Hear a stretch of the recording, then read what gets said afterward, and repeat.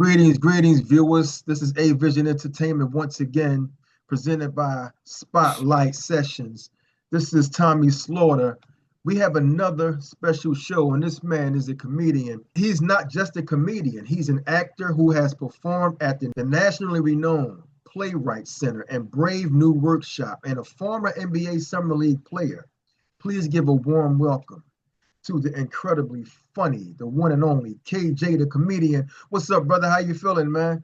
I'm feeling good. How you doing, Tommy? I appreciate the introduction too, man. You trying to make me feel like I'm on Shannon Sharp or some shit like that. I just wanted to bring you in correct, man, because I like to have my guests feeling important what you are. So when you come onto Okay. this show, man, I want to give you your flowers, just for what you're doing and the hard work Thank you're putting in. thank you, brother. Thank you. That's Appreciate it. that's what I like to do on my show. You Right know, on.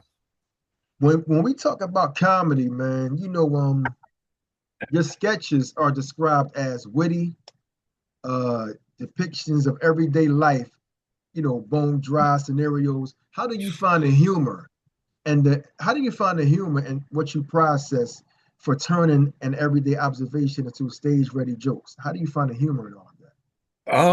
I think when it comes to sketches, because I came out of improv theater, Oh yeah, it's just looking at situations and giving it a twist or a different point of view. So the like back in the day, my sketches about went viral 5 times, and I was at the forefront when YouTube was just embracing sketch comedy. So we did this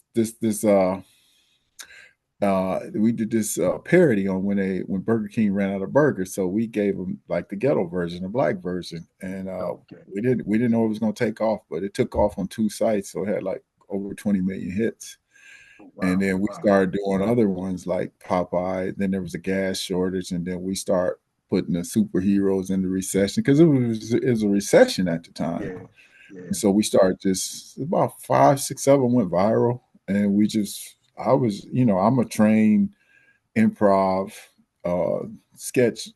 I've done plays at the improv theater, so I'm a trained improviser as well as a trained actor too. So it was just me, man, about 4 or 5 years in the stand up, walling out, man. Wow, wow, wow. Just having fun. I Yeah, had a film director friend, filmmaker friend, and he was he was really into comedy. He wanted to be a comedian until he stepped on a detonator one night on stage, and I like, oh, he done. He ain't gonna try wow, stand wow, up. wow, wow. But he kept filming. He kept doing filmmaking, and we had a little magic going. And yeah, man. And as far as like stand up material, man, I look at life and I'm very observational. And I just look at life and give it a different twist and see something and regurgitate it and just spit it out. So sometimes I'm like an introvert and an extrovert. Like when I'm studying, I'm Yeah, more of an introvert. When I'm studying people and I'm listening, I'm yeah. not. People say, "Man, why you ain't being funny?" Like, look, man, I can't keep this shit turned on all the time. I got to learn something Yeah, about you got life. you I got got to turn it off a to little make bit, funny. I got to observe. turn it. I got to observe to make funny. I got to, turn Right, some that's stuff right. off. But that's how you come up with material. Just being a student of life, man. Looking at stuff, Yeah, twisting it, and just making it funny. that's right. That's That's it. right. You know what I mean? Sometimes, like you said, you can't always have it on. Sometimes you got to No. bring it down because we lifing right now. Life is no Yeah. escape. Yeah. Yeah. You can recount situations and make it funny. You can Yeah, like last Thanksgiving, I went to have Thanksgiving dinner with my uncle, my sister, and all them, yeah. and your family. You know, there's people in your family got great culinary skills, and then they got people in your family who think they got culinary You skills. think they got? And my uncle, who's a chef, when he's not drinking, but he Okay. happened to be drinking that night. And I said, "Hey, you gonna check on that turkey?" He said, "Man, I'm gonna check on it." I said, "How you know it's done?" He gonna tell me some shit when my drink is done. I'm like, "Come on, man, come on, man." Come So, on. so he drinking. all of a sudden the fire alarm is going off. Wow, why about to burn the And, house down, huh? yeah, and he talking about, yeah, ain't nothing wrong with that turkey. It's just a little smoke. I said, that motherfucker ain't smoked turkey. That's smoked carcass. Wow, that's what it is. That's Yeah, exactly. he done burnt it up, man. And we kept trying to tell him, man, come on, man, you checking on the turkey. So anyway, I wound up leaving that particular sister house and going to my other sister house, Okay, who I know can cook. And yeah, on the way, yeah, just in case, sometimes we don't get along. I said, just in case, I got a guy I went to high school with. I called him. I said, hey, man, meet me at this grocery store. Let me get a pound of that smoked brisket you got. yeah. So, about 6 hours. Let me put this in my hotel refrigerator or my sister's refrigerator, eat that on the way home. But yeah, Okay, just looking at things and making it funny, man. yeah. Something your phone just froze. I'm on my laptop. Oh, Can you your hear me? laptop. Yeah, I'm saying yeah, your laptop. Are we Okay, good yeah. now? I think it's a little better. It says something about the Wi-Fi connection. Something about the Wi-Fi connection. Oh, yeah. Hopefully, Um, yeah, it's okay now. yeah, it's cool now. It just comes in and out. Yeah, I'm Well, down. I'm downstairs. If I go upstairs, I got the music going a little bit loud, so I came down the basement. all right, that's cool. Yeah. You've mentioned I love to get on people's nerves. So you said you love to get on people's nerves in another show, another interview. How does that Mhm. playful factor into your act, and how do you balance it with keeping the audience on your side? Yeah, you just when I say get on people's nerve, I'm fun loving. I'm never Yeah, vicious like that. Yeah, or mean with my comedy. I just like to check in with people, get a gauge of what they like, what they don't like. yeah, And I like to be playful, man. Like I think the last time I was somewhere. I think I was either in Philly or Harlem, and this girl kept calling me. It's funny. She kept calling me a tall. You a tall chocolate. She said you a tall mocha chocolate latte. Because I'm 6'6", but she kept yeah, saying it yeah. through the whole show. So finally I said, oh, okay, I got to play with her a little bit. So I Yeah, said, yeah, you I got to said, get hey her. baby, you a cute thick smoked brisket. Mm-hmm. And she start She's like, laughing. yeah. She started laughing. She said, whoa. Well, what is a smoked brisket? I said, that's some fat ass cow meat. There's some pretty good cow meat too, if you ever had it. So we going back Brisket and forth. And she said, I ain't never heard that one. I said, yeah, I ain't never heard of mocha chocolate and mocha latte either. chocolate. So you had to throw one back at it because Yeah, so I said I heard a yeah, tall drink of water. She said, "Well, you're a tall drink of water." I said, "Well, I can see you thirsty. Do you want a sip?" So right, we just right. playing with people, Yeah, man. That's yeah, why I yeah. say You just hacking on I them a can little bit. I You just know? love messing with people, especially women or people who so literal minded or serious at comedy show. I remind them that look, I'm here to have fun. I want you to have fun. So open up your mind and understand the concept of comedy. Nothing Yeah, is, these are just jokes, nothing to be taken so seriously. Come on, have fun. Why you come out that's right. and Right. what's going on? You smoke too much weed, you're drinking up, what's going on? Come on out and That's right. have a good time. Don't be trying to, be all serious at a comedy show. That's right. So That's right. Wow. you have to let people know, everybody Yeah, here got a smile on their face and you sit like you yeah, got your check today. yeah, that's So, right. Yeah, you came here to enjoy yourself, then enjoy it, right. you know? Enjoy it. Yeah. So that's what I mean by Yeah, yeah, getting on that's all people. good. That's all good. And I understood it too.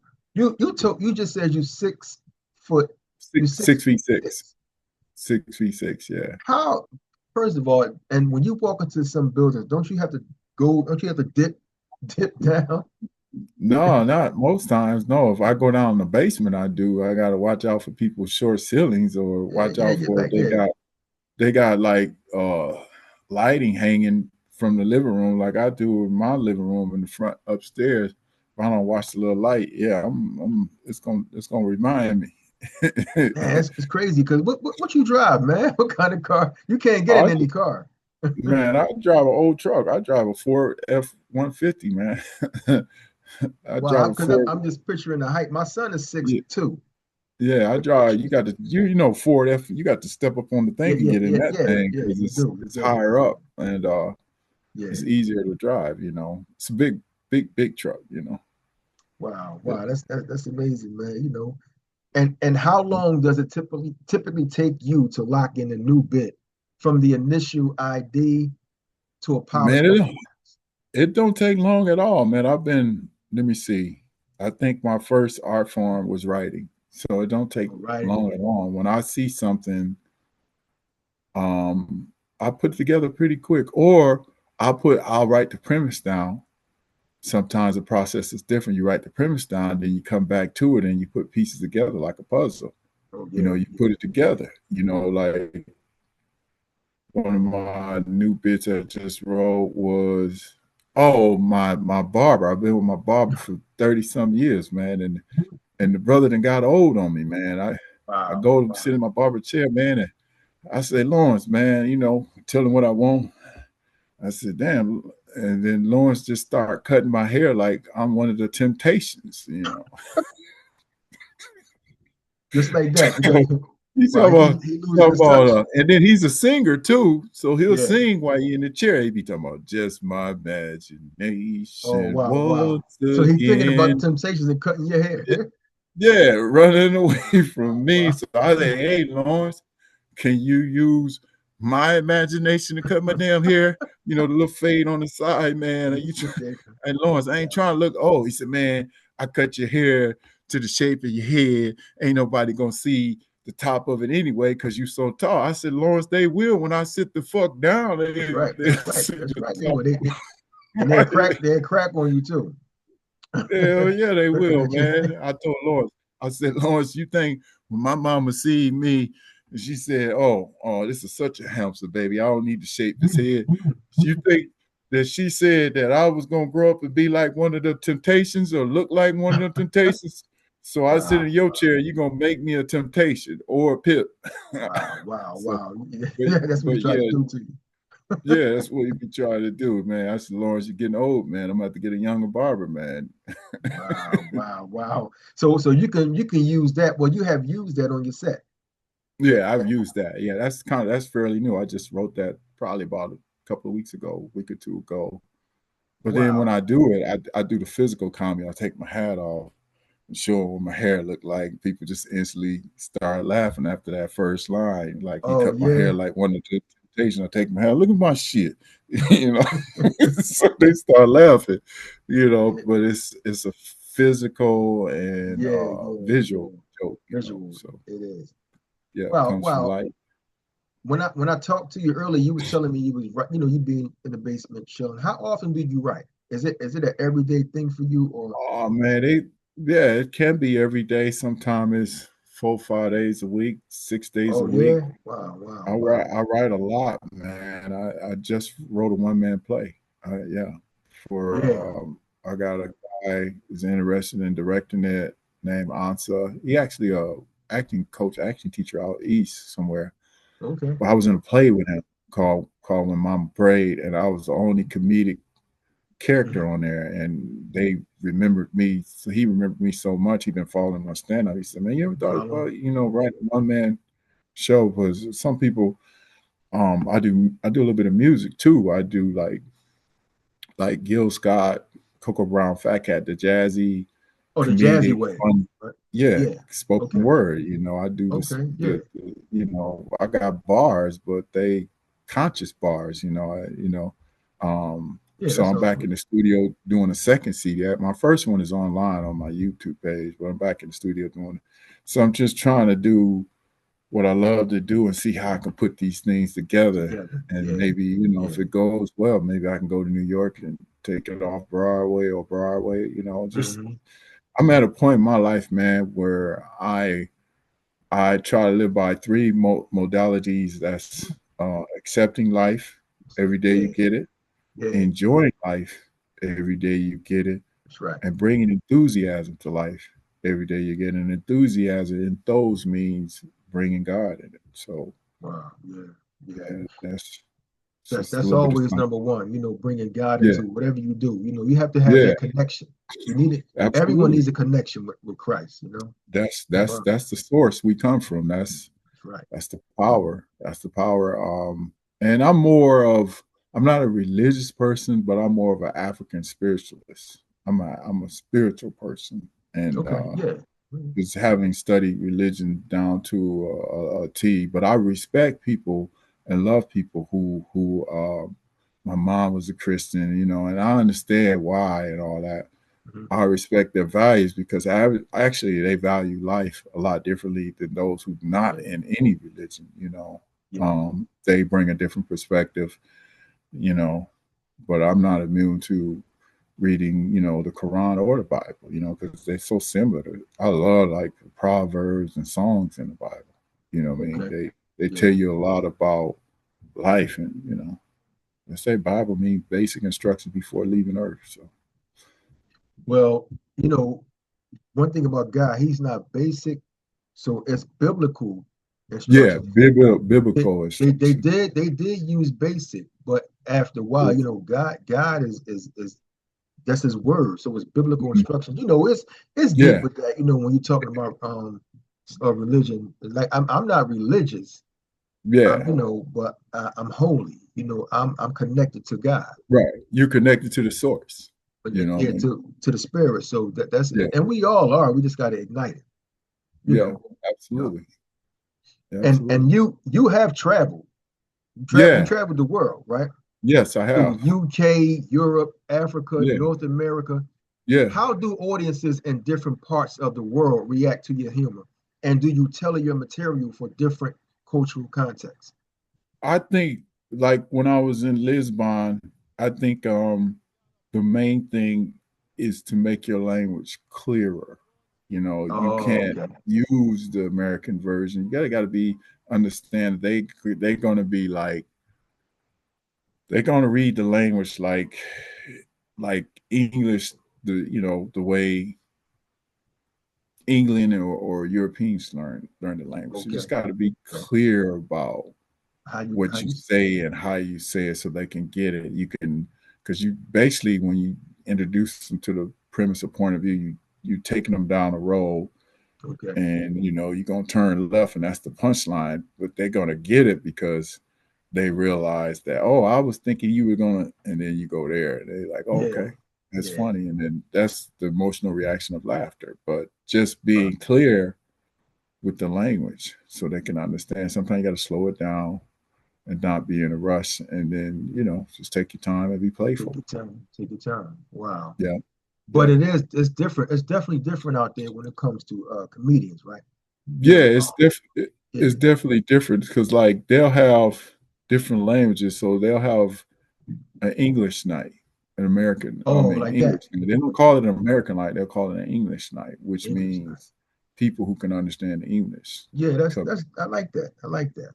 yeah. Because So, so people can understand all different types of languages, how they bring it. Come. right, right. Wow. So, but yeah, I mean, traveling is fun. I mean, and Africa is, you know, I remember I was young in my career, and I actually did a little comedy, read poetry, and at a public event, we created a library and donated computers.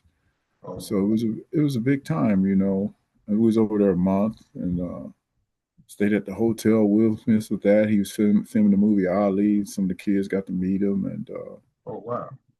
went to the slave castles. So that's when I started my study of African culture and my ancestors. Went to West Africa first, and then recently, about a year and a half, maybe 2 years ago, I went to Portugal, and that's the second. That's the Portugal is a major influence in slave trade. So went there, Wow. and now I got one more left. I got to go to Brazil, but right now there's travel. There's a lot of travel alerts going on. So Yeah, it I'm is. on. And I think it's higher out there in Brazil for some reason. Yeah. When you mentioned the slave castle, what's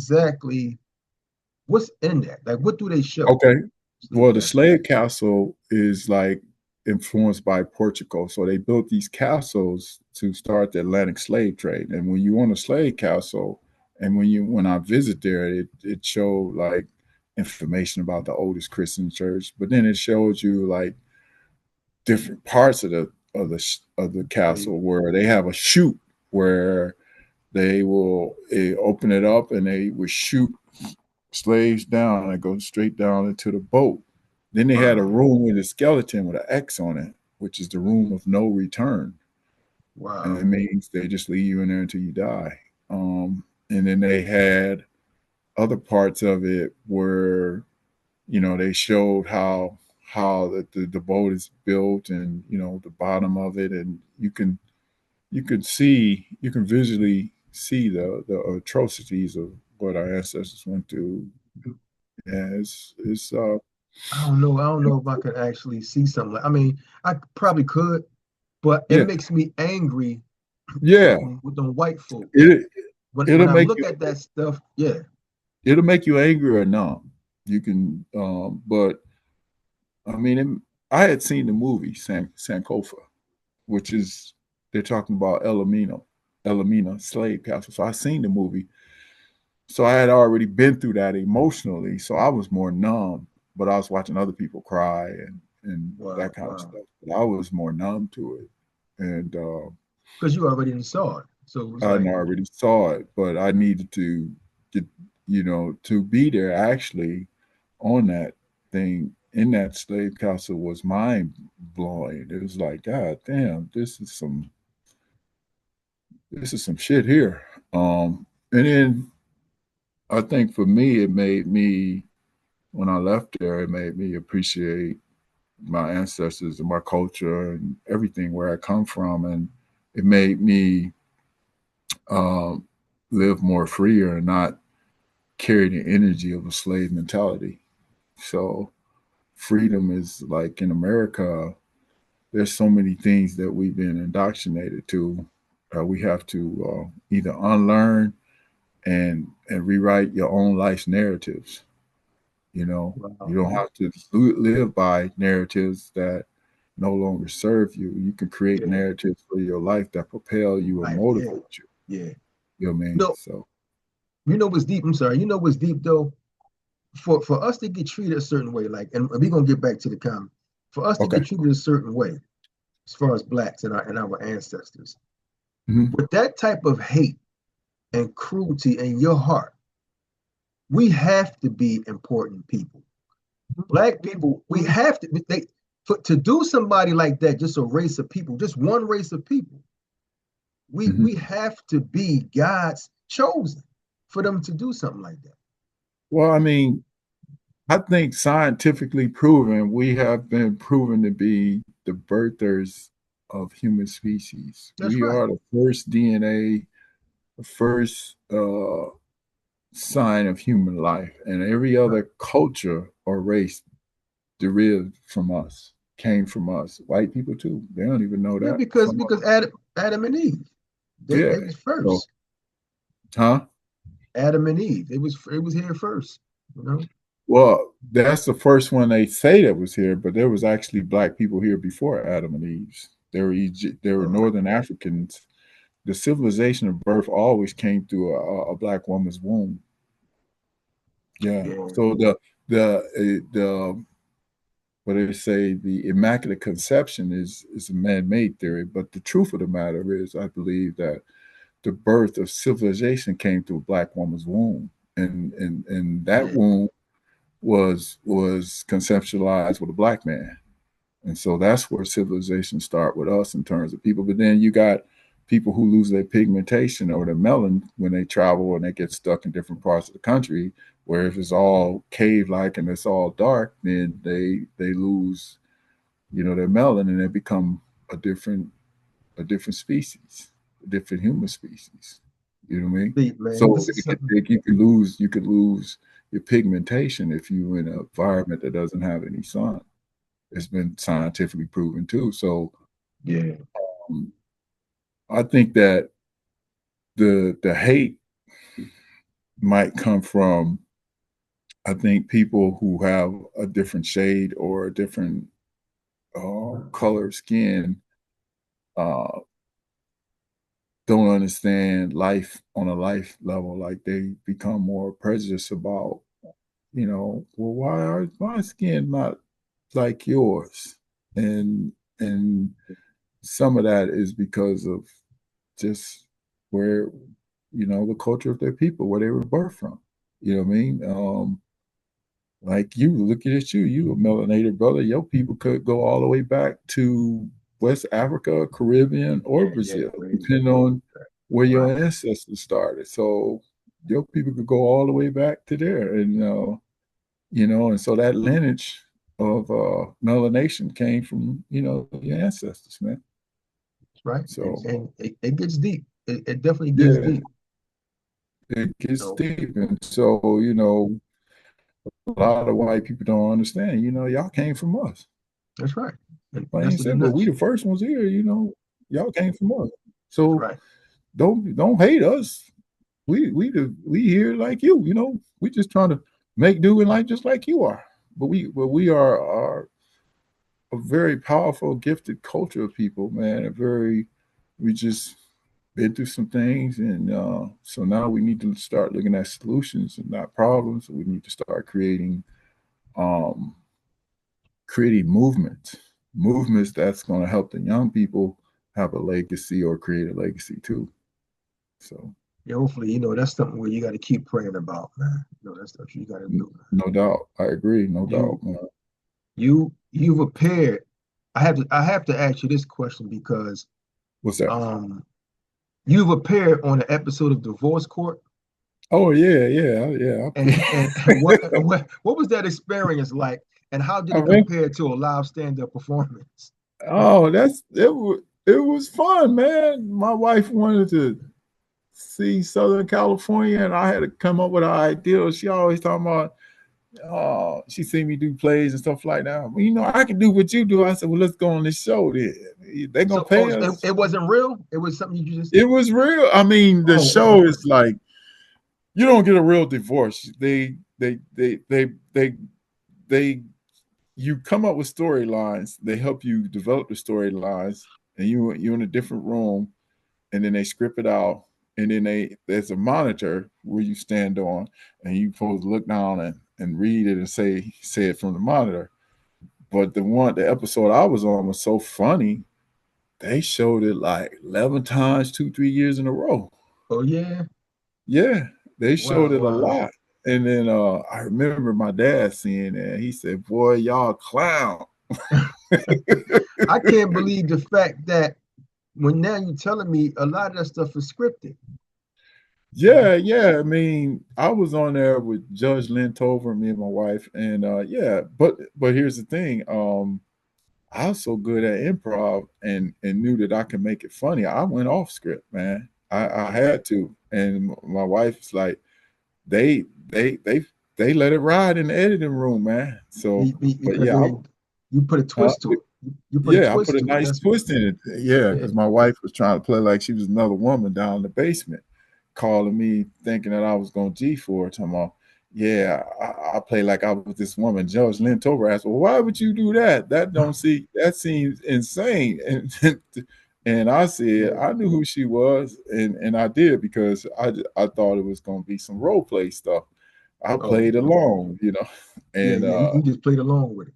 yeah, and so it wasn't scripted in, but I dropped that line and the thing, and it took off. It made it way more funnier than what we had already scripted out. So Wow, yeah, wow. What year was that? Can you it's about 2010, maybe 2011, oh, something okay, like that. 2010. All right, all right. So Yeah, so you was famous for a minute, after yeah, that.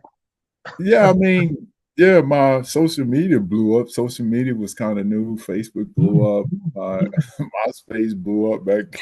Everywhere, huh? Yeah, it was kind of I was starting getting the stride and stand up and yeah, and then we went on another TV show called Love on the Rock, Bill Cunningham show, Oh yeah. WB in New York. We went on that. Then we did Marriage Ref. They came to our house to film that, Oh, but I kind of messed that show up, man. oh yeah. What happened? Man, I had and me and my son was hanging out and we went to this club and they gave us free Hennessy and you got to walk down in the club. And we were drinking, having so much fun. And we come up out of the club. Yeah. I trip on that last step, man. I'm telling you, man, Wow. I Yeah. tripped. I fell. I pushed my teeth back. I had to get my teeth wired back straight. I scratched my mustache, and I just didn't have any comedic juice in me after that experience. As a matter of fact, not long after that, I quit drinking. I've been sober about 14 years. Yeah. Well, you stopped. That made you quit. Yeah, that was I didn't quit right away, but that inspired me. A few months later, I was done. I just overnight, boom, done, quit. So So while you was on the ground, you couldn't get up, or did they call an ambulance? I got up. Yeah, I got up. My stepson helped me up, man. And we I don't know how we made it home because we was full. We was full, and my wife laid into me, laid into him, and I started thinking about it.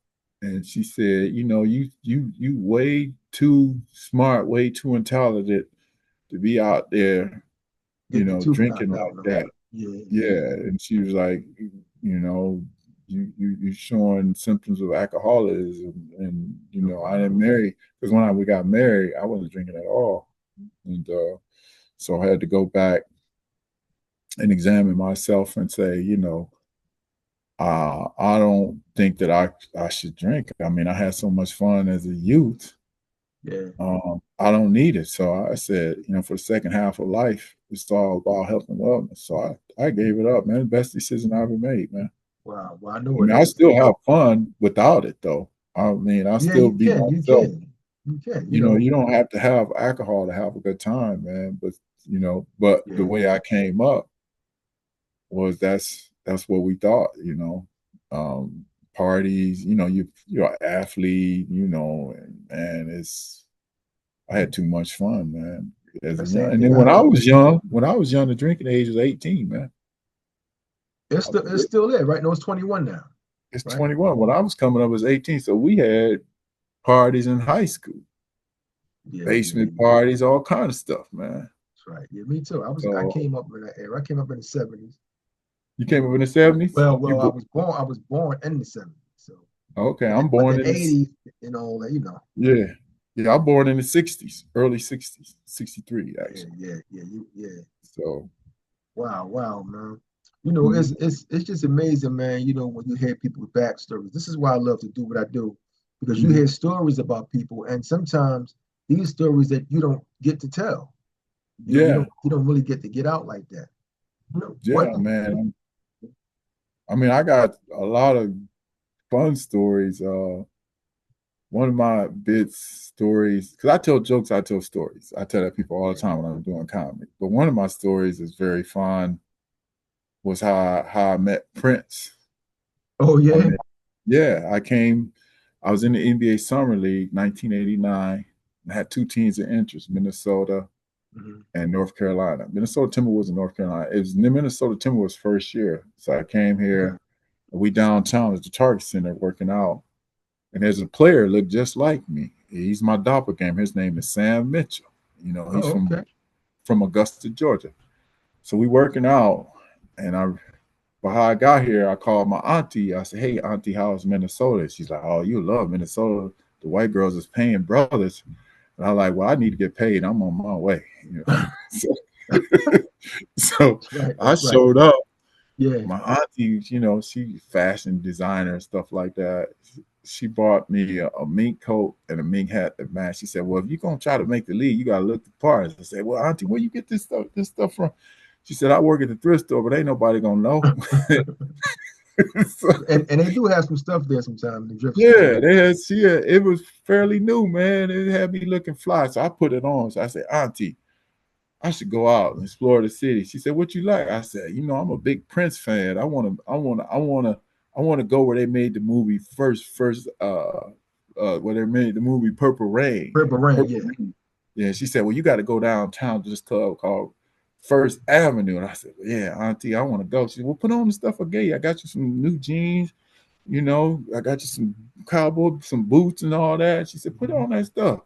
So I put it on. I'm looking fly. I'm looking fly to the mug, man. She said, "Well, go on downtown and have a good time." I went downtown and I went to the club called First Avenue. I'm upstairs. I'm turning heads. Women are hitting on me, and I can hear them whisper, and I'm having a good time, right? And then out of nowhere, I'm upstairs, and then this little short dude, Prince, walks up to me, puts his hands out, looks at me and said, "Hey, Sam, I love your game." And in that Yeah, moment, I said, "Fuck it, Sam, I am," you know. that's right. There you go. I said, All "Fuck night you it, were Sam, saying, I huh? am." And then Prince said, see my little lady, the two ladies over there, they've been digging on you the whole night. And I told Wow. them to give you a ride. Come on out to Paisley Park, my studio. We're gonna play some music. We could Oh shoot some wow, hoops. wow. I Yeah, can eat. he was trying to get you there. Yeah, I went there with them. They grabbed me. I was like, "Come on, you want to go with us?" I like, "Hell yeah, let's go." They were fine too. They was pretty, man. And you went? I went. Yeah, they took me out to Paisley Park, man. That dude jam, man. We played hoops. We ate. Because they had a little breakfast club in there. Man, I had so much fun, man. And then like at the end of the night, I think it's about 5 a.m. something like that. They was like, "Well, uh, where you want to go? What you want to do?" I like, what y'all want to do? He said, "Well, why don't Who you just come with us?" Prince asked you that? No, the two lady friends Yeah, asked me that. because he said he got two lady friends that want to take you out. I thought Yeah, Prince went along with y'all. no, Prince lived there. He lived in Paisley Oh, Park in the studio. okay, in the studio. Okay, okay. That's what I'm He saying. lived. But he was there though, right? Yeah, yeah. He said, see them two lady friends. He knew them. He said they digging on you. Jump in the car, but then they coming Yeah, out to yeah, Paisley Park. So yeah. I jumped in the car with them, man, and we went out. Like I said, we having a good time. Then the end of the night rolled around. They said, why don't you come with us? I said, what y'all do? Just come on. We ain't done. I was like, oh, okay. So I Wow. went with them. Got back to their house. I was young, 25 years old at the time. We drank a little bit, smoked a little weed, whatever. All of a sudden, They party, they boy. popped in a little porn, a little VHS one tape, and I'm like, "Ooh, where's this going?" The next Wow. thing you know, I'm we started making porn, man, and then we got done. The sunlight came on everything, and I was Yeah. like, and we got done, and I said in my mind, I said, "God damn it, I know Sam Mitchell was here tonight." They actually thought So you was the I had my basketball. first threesome with Sam Mitchell. Wow, wow, wow. Yeah, yeah. They thought I was, he looked just we do look like if you Google Sam and you look at me in the face, you'll say, "Oh man, them brothers yeah, do look just like," especially when we're young. So yeah. anyway, And then yeah, the height too. yeah, we're same height, about the same height. He's about a half inch taller than me, something like that. So anyway, that night was so amazing, man. I mean, I'll never forget that night, man. And then I'll tell you the rest of the story I put in the routine was 20 something years later, I'm at the gas station and some girl is calling. She talking about, "Hey Sam, hey Sam." And I'm with my wife. And she kept saying, "Hey Sam." My wife looked at me like, I think she talking to you. And I'm telling my wife, my name ain't Sam. I don't know her. But the girl wouldn't stop saying, "Hey Sam." So she walked up to me, put her hand on my shoulder, and I had to turn around. My wife looked at me. She said, "Hey Sam, you don't remember me?" I'm denying. I was like, "I don't know you." And then That's right. she said, "Well, I remember you. One of your balls is bigger than the other." And then my wife looked at me like, "Yeah, Oh, motherfucker, one of your balls is bigger than the other. Where you know this bitch from?" And I like, "Hey, babe, that's before I met you. I'm quite the player off the court, probably a better player off the court than I was on it, but." Hey, and then my wife, man, she wouldn't let that go, man. Later that night, we get home. Oh man, it's just funny, man. She done threw on some lingerie, fishnet pantyhose, got some Barry White in the background going, music, candles lit. I said, "What's going on here?" I'm walking around thinking she forgot it, and then yeah. all of a sudden I hear her saying, "Hey Sam." Hey Sam. You know how the women do, man. They don't like no She competition. wouldn't let it go, man. Talking about, "Hey Sam, bring Uh, that Sam Mitchell dick in here." And I'm like, "Whoa, babe, I can't do that's that." right. Well, why? I said, "Well, I have to bring another woman with me for you to get that experience." Wow, wow, wow. That, you said that on stage too? Yeah, You yeah. did? People love Okay. it. People love it, man. And then the older people who Google it say, "Damn, y'all do look just alike." They'll Google it after shows, and that's like, and then or people would start calling me Sam and stuff. And Okay, it's okay. cool, man. I've always been looking like somebody else. You know, sometimes Well, I'm in my everybody look like somebody. What they call it, yeah, doppelganger or something? doppelganger. Yeah, yeah, Doppelganger. yeah. I was his doppelganger. Yeah. Yeah. Well, In Miami, I'm Uncle Luke. Luke Luke. Skywalker's doppelganger. Yeah. Wow, wow, man. But Uncle what Luke. has been the Or in most? North Dakota, I was go ahead. Who was you in North What are Dakota? you gonna say? No, you mentioned North Dakota. Oh, Apollo Creed. Oh, Apollo Creed in Yeah, North I Dakota. was they Wow. thought the white yeah, they called me Apollo Creed in North Dakota because I You, wear these you, kind of hats. You know, I like to wear my fedoras with the mixed crowd or the black crowd, but with the white people, I kind of flip it, put on yeah, my little yeah, little Apple hat, you know, dressed down, yeah, uh, you know, try to fit the audience persona. Well, not really fit, but just letting them know, you know, I'm easygoing, you know. yeah, yeah. Yeah, That's all good. That's all good, man. You got so many different lookalikes. So you know, yeah, wow. What yes. has been the most challenging experience in your career so far, and what did you learn from I would say the most challenging experience in my career so far is finding finding the right opportunities to excel in. Like if I'm featuring for a big name act, um, it's very difficult sometimes. And I'm not saying all of them, but some it? of them, they they won't put you on sometimes. They won't give you an opportunity. Shine. And I'm not saying all of them like that, but Yeah, yeah. from what I hear is, you know, they don't want you to step on their shine. So Wow, wow. um It the is like biggest that. the biggest challenge is is getting those opportunities to tour or travel with bigger names. The one person, well, there's a few people that given me opportunity. Tony Woods has always been good to me. Um, Cool Bubba Ice out of New Jersey. We work together a lot lately. I've worked with TJ Miller, Big J Okerson, because I do both. I do mainstream and I do urban. But Urban. I've worked with the festival that made me want to keep going was Detroit Comedy Festival, where Lewis Black hosted it. I've worked with all kind of big names. Michael Blackston, I did a little bit with him.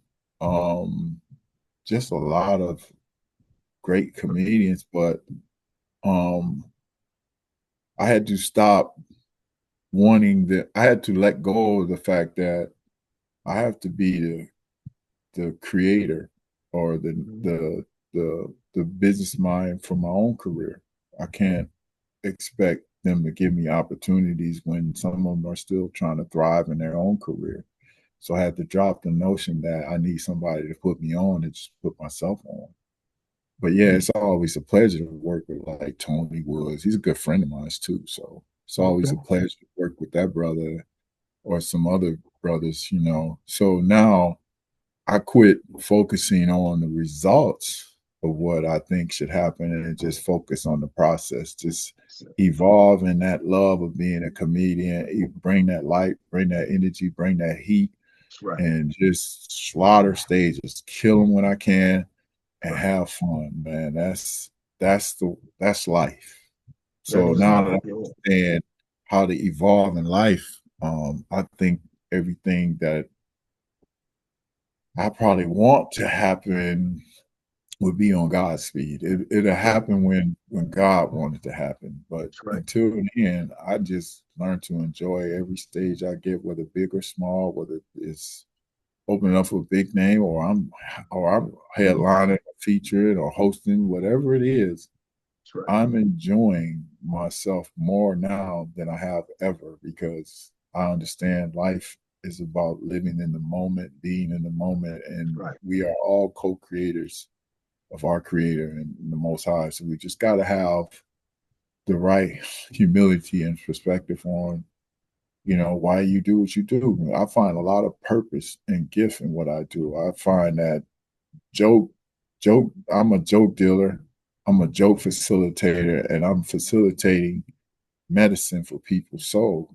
Laughter is medicine for people, and I'm a facilitator of that. So I bring the basketball mentality into that when I'm on stage. Like I'm On the really stage. trying to kill I'm trying to make it pop every joke after every joke.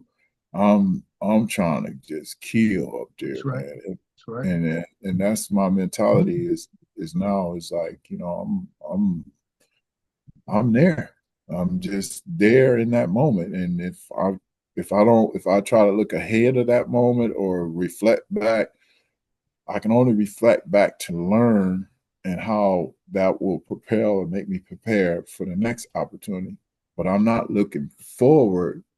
I just do the work business wise and hopefully line up opportunities that allow me to enjoy more and evolve more as a comedian. Well, as an artist, I'm really an artist, but Yeah. stand up is one of my main branches on the entertainment tree. Wow. Wow. You know what else I found interesting of one of your accolades, I want to say. You co-founded the Rejected Brothers of Comedy. Yeah, For that was kind of an older thing that happened. okay, yeah. I think you're looking at my older bio. I have a new No, update. I'm going. I'm just jumping around, going back and forth. Okay, I got new okay, stuff ahead. Oh, so yeah. okay, yeah. That was an older thing where, like I said, there wasn't. I live in a small market, so the opportunities was hard here. Being in Minnesota.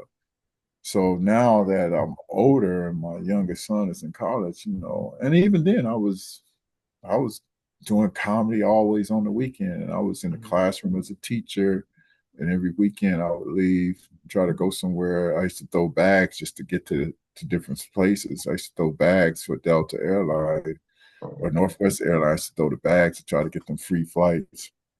But wow. anyway,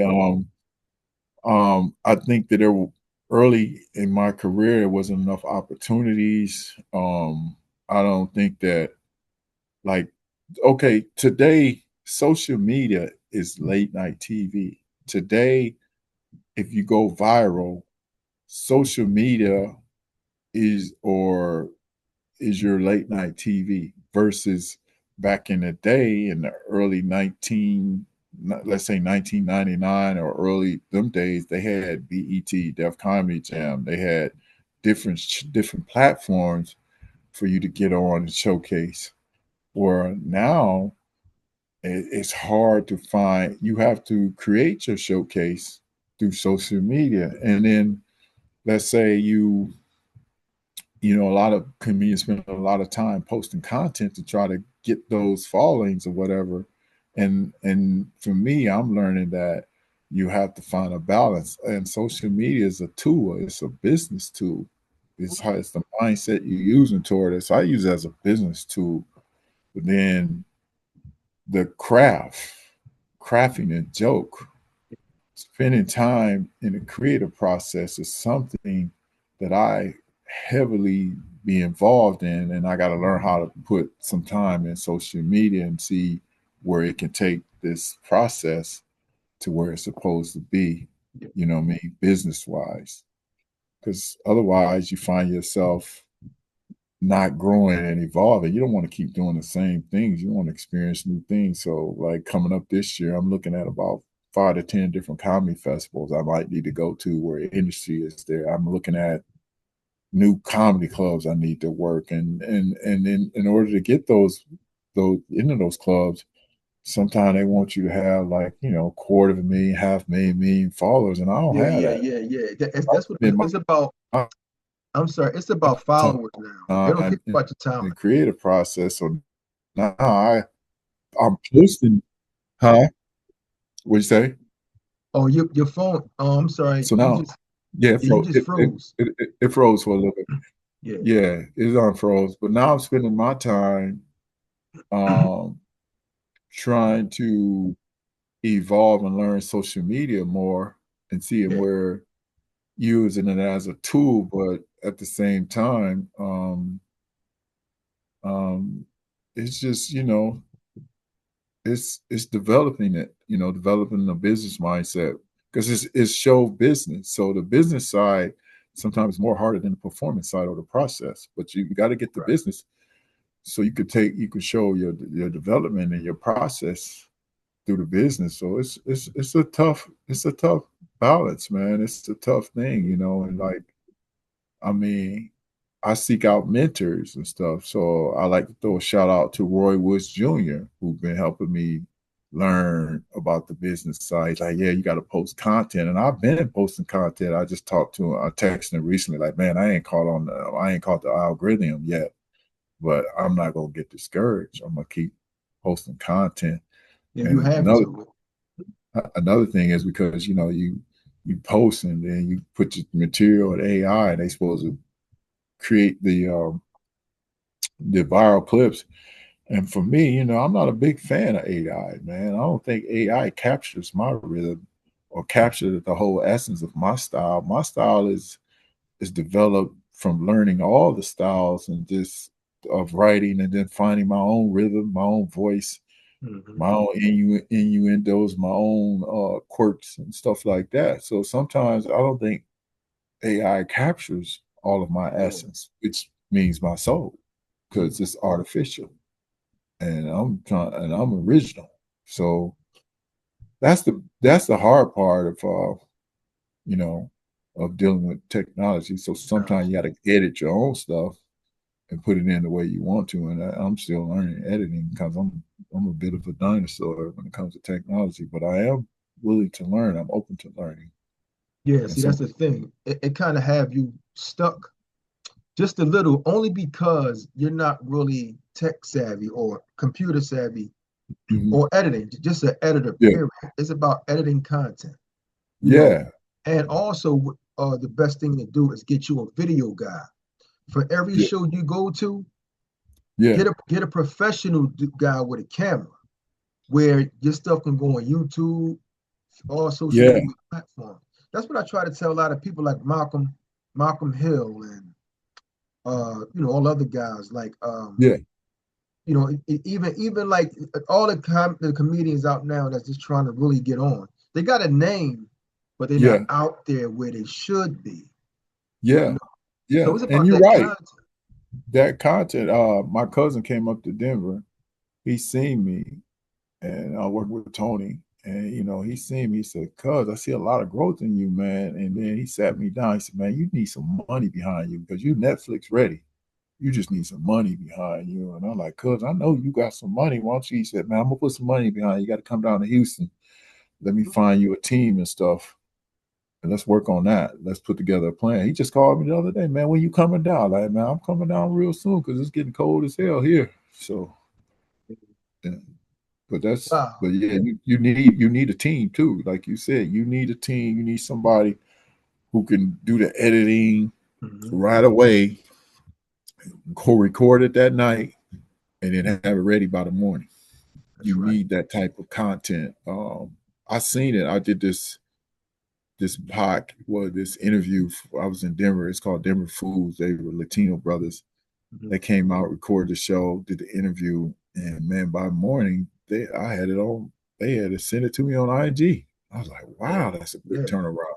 And they It had really is. great cameras. They had like them clear cameras. So when I look at the content I'm putting out, I was like, man, I got to get some new cameras. I got to get a crew. Step it up, right? Step it I got up. to step it up. But Wow. but now that I know what I got to do, that's my focus coming in. Before the Mm-hmm. end of the year, going into next year. Like, look, I'm ready for big opportunities, but I also got to get ready business wise to show the brand of comedy, to show what I've been doing, and that's where I'm at, in terms of Yeah. yeah. Wow. So Tell me about a time when you bombed on stage. How did you handle that pressure? um let me see. On stage, man, you can bomb any given night, man. Let me see. Most times if I have an off night, Yeah. it's usually it's usually like it happened early in my career a lot. Okay. Like the first time I really went on the road, it's a friend of mine named Chris Williams. He's a promoter. He took me on the road with Dion Cole, Hmm. and he took me, and it was J Deep out of Chicago. Friend of mine's Eugene Moe. It was me, and Okay. so I had to go up first, and I was doing good because I was improv, and I really didn't have no jokes. And then I realized somebody said, "Tell a joke." I tried to tell a joke, man. I started bombing like a mug, man. Wow. And So you was freestyling for me. I was freestyling, doing good, and then after that experience, it made me realize I had to learn how to write jokes. And That's right. I bought about 5 to 10 joke writing books, immersed myself in that joke writing process, and learned all the different styles of joke writing, from one-liners to stories to observations to traditional premise, setup, punchline. I learned all of it.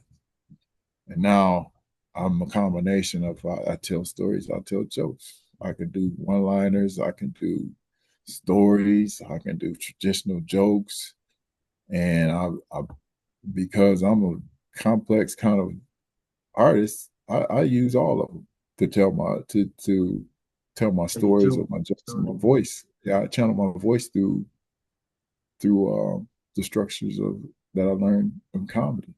so And while so, you but was yeah, up, yeah, bombing is I look at bombing as not as failure, but as momentum and learning experience to that's right. appreciate the next That's right. show. When I That's go right. to open mics and it's all comics, and if they're not supportive, and I know I'm just practicing the rhythm of my voice. I know they're not going to give me any response because they're probably in their head thinking about what they're going. At least here in Minnesota, some of these states can be non-supportive. You're just there to touch the mic and Yeah. just remember, if you go to a bad show or have a bad show, it's a learning experience. That's my take. So it'll prepare me for the next show. But any given night, a comedian can have an off night. I mean, I watched Dave Chappelle had an off night in Detroit. I've seen a lot of great comedians have off nights, and that Yeah. comes with the business. It's your bounce back game. What can you? Right. Failure can be a great teacher. So it's your bounce back. At least that in sports, what we learn, you Yeah. know. Yeah. And so you take that mentality into life, into arts too. Like, could be a great teacher, man. I'm not afraid to bomb. No, I mean, I very rarely do, but if I'm kind of off, I can Yeah. win an You can audience bounce back. back. You know how to Yeah, bounce back off yeah, that. I usually can win them back. If they don't like a bit, I'll make a tag or savior of it and make it funny by why they don't like it. So that's is that bomb or no? That's just you finding flavor or something That's that a they didn't get. yeah. So Wow. it's a lot of ways to keep momentum going in comedy. But yeah, I learned a lot in my early careers when shows didn't go well. It made me tougher and stronger. And so Wow. now when I go out and I see people or new audience, whatever, I'm ready. I'm ready to rock and roll. I'm ready to have fun because of the tough development I had. That developed a tough skin. Like you can't be inside your feelings. You got to have a short memory too.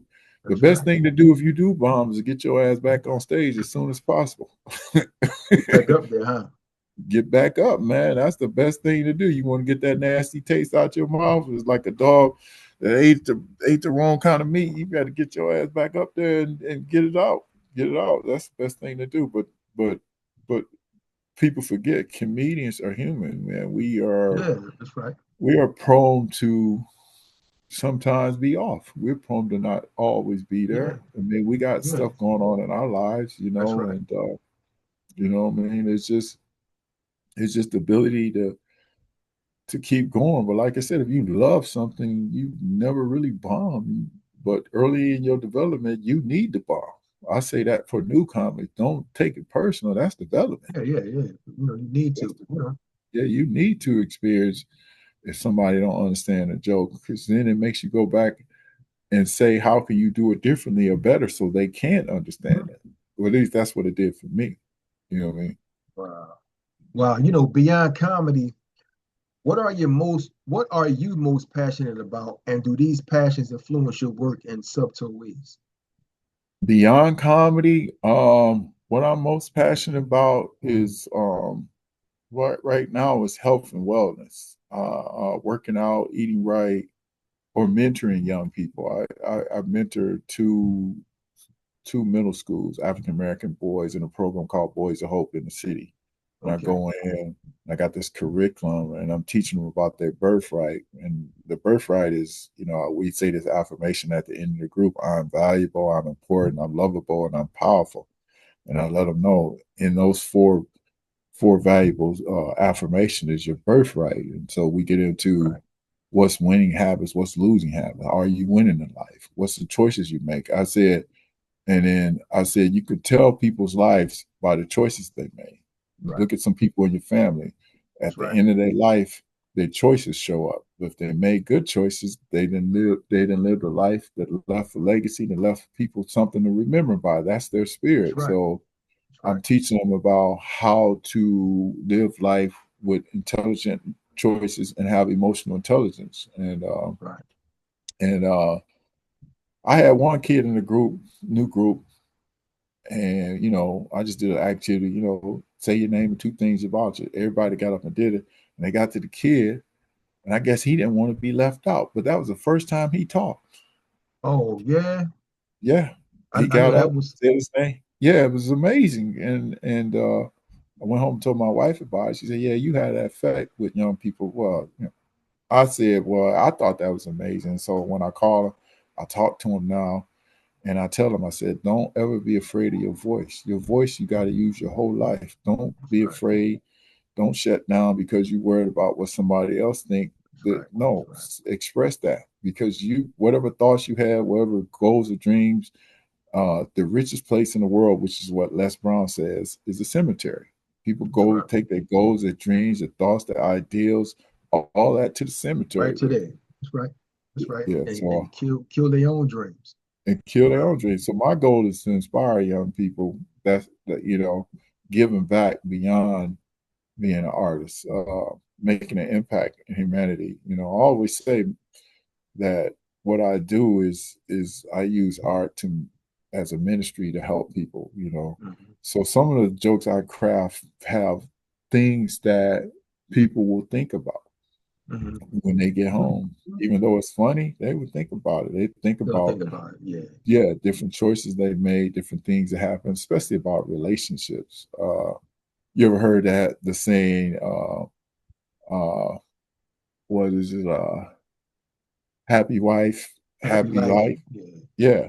Well, that's not really true, I you don't know? believe that. I Yeah, never believe that yeah, nonsense. no, because if you sacrifice your own happiness to make someone else's happy, and and then it takes away from your life because you're supposed to be happy too. Happy you Happy responsible for inside. your That's right. you're responsible for your own happiness, That's right. That's right. not You your are. wife. You're not responsible for her happiness, and she's not responsible for yours. You're responsible. You're supposed to develop and have things in life to make you happy, and you're responsible for that because if you are her responsibility, that means her expectations Mhm.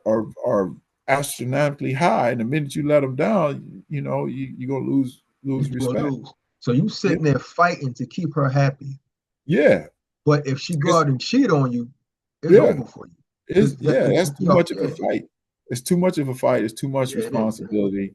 And Yeah, and and and I always say this to I try to help friends, sometimes my life coach on the side. I try to tell them, I said the one thing about relationship that people overlook is that, especially women, is that a man wants to be respected and he that's right. wants loyalty. He wants loyalty. If you give him them two things, he viewed that as love. You know Respect what and I mean? loyalty is better than sex, man, when it comes to a Yeah, woman. Because I yeah, take that respect first. yeah, Respect, yeah. loyalty. Yeah, Yeah, it's the cornerstone of love. You do that, man, feel love. that's right. Because That's them right. two things can create a harmonious, a peaceful home. Them That's two right. things alone, respect and loyalty. He know Loyalty. that you're gonna be there, you got his back, and you respect him, and you're gonna get that back because that's the energy you give. You the That's feminine right. energy, he's the masculine energy, and every man has a little feminine energy, and every woman has some masculine energy. But today's world, it's too many women got too much masculine energy and not enough feminine energy. It's flipped. It's flipped now. It's flipping, It's man. totally flipped. You Yeah, know, it's women flipping. 30% single parent household. Why is that? Because women have been taught, I don't need a man, I don't need it. But yes, you do. Because That's right. if you got kids, your kids need masculine energy around them. A man makes a difference around kids. It's been proven in the 1960s, 50s, 40s, 70s, up until the academic of bringing drugs in our community and destroying the nucleus of the family. It's been proven that the man makes a difference. But Wow. women have forgotten about his importance. See, they have fed into the narrative that men ain't this, men ain't that, and I don't need a man. Yes, you do need a Yes, you man. do. That's You just in do. their mind. You know what I saw? I saw this woman. She was bringing a couple of dudes in her home. You see it. You see the stuff. Yeah, Her car broke down. She up under the hood, putting oil in it, messing with the tire. I said, well, where them dudes to myself? I'm like, where them boys that you just had in and out of your crib? right. You know what I mean? But she Yeah, out there by herself fixing her own car. I'm like, wow. yeah, yeah. I mean, and that's what's wrong. I mean, I think that, and maybe a lot of women don't know it, but they don't understand that life is about energy, and your energy is your spirit, and your spirit is your thoughts. And if your spirit and thoughts are not right, like you walking around projecting energy that I don't need a man, I can do all this by myself. That's you got man repelling on you. That's the energy that man feel like, oh man, this is too strong. You know what I mean? He wants something that's lovely, that's nice, that's sweet, that's got good energy that balance him out. That's right. And we're supposed to balance you out, balance each other out. Now, you know, a man can have a little bit of a sensitive side to him, and that's okay. But he don't need to be viewed as soft or a punk because he got a little sensitivity in him. Yeah. You know what I mean? And a woman don't need to be always hard because she had trauma, this and that. I mean, I think our people, we need to learn how to forgive each other. We need to learn how to forgive ourselves. We need to learn how to have compassion and not read into the narrative that, oh, I can do it all by myself. So, I can't do it by myself. I can't. I mean, it's some things that my wife do that's amazing, like yeah. cooking food. She's a chef, a culinary artist. My, I my, love my it. wife too. My wife is the bomb, man. I love them good She cook. meals, man. Woo. I love it, man. That's right. And she knows health and wellness. And there's a thing too, and some women are very intelligent that can do certain things. My wife know more about cars than I do. Yeah, So, and I'll let her do it. I'll sit her. She put it in an alternator or something. That I stand there like a medical assistant and hand her tools. You need 5'8"? Here you go, 5'8". that's all I, good, man. I don't have an ego. You know what I Yeah. mean? I can let her do certain stuff, but she still returns back to the feminine side. She can put a sink in, put a toilet in. She do a lot of different stuff. Right. And it ain't that I can't do it. It's just that we do it as a team. I'll let her lead on that Yeah, because that's she cool. done it Because before. you know how to do it. Yeah. She done it before. I came up in the projects. I came up in poverty. I came up with 8 brothers, sisters, two cousins, 10 people household, mom, nurse. And so my whole focus was getting a basketball scholarship. I didn't have time to learn a lot of different stuff. And then when I stayed with my dad, he would teach me stuff about, labor work, cleaning the gutters, cutting the grass, painting the house, planting a garden, clean the basement. He would teach me how to change the oil, but them cars was old then. Yeah, it was old. They were easy to do. Once you Wow. jack it up, you take the little filter out, put the pan on it, take the oil pan out, you know, let it drain, then put the pan back in, put the filter on, let it down, you got an oil change. You can't do hardly that now. It's hard to get to a lot of that stuff, man. Yeah, it is. It's very hard, man. Yeah. So, but wow. like, I just think today's women, and I'm not saying all women, it's some beautiful women out there. I mean, But I'm saying the majority of them who claim that they can't get a man to find a man, their expectations are too high.